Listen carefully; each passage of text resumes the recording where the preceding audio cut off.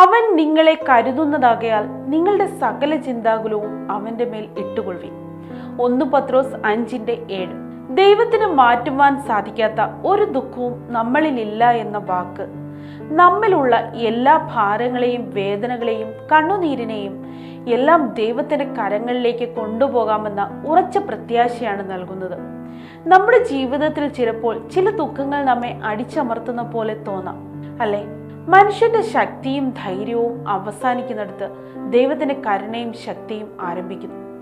എത്രയും ആഴത്തിലുള്ള വേദനിപ്പിക്കുന്ന സാഹചര്യവും കർത്താവിന്റെ സ്നേഹത്താൽ, സ്വാന്തനത്താൽ, ശക്തിയാൽ മാറ്റപ്പെടാം. ചിലപ്പോൾ കർത്താവ് സാഹചര്യങ്ങൾ മാറ്റും.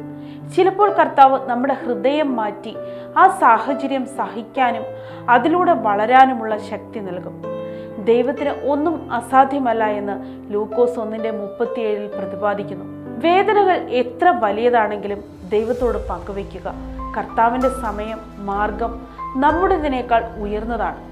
കർത്താവിൻ്റെ കരങ്ങളിലാണെങ്കിൽ ദുഃഖം ഒടുവിൽ അനുഗ്രഹമായി മാറും. വേദനകൾ കർത്താവിൻ്റെ കരങ്ങളിൽ സമർപ്പിക്കുമ്പോൾ സാന്ത്വനം മാത്രമല്ല, പുതിയൊരു പ്രത്യാശയും ലഭിക്കും. ദൈവം എല്ലാവരെയും അനുഗ്രഹിക്കട്ടെ.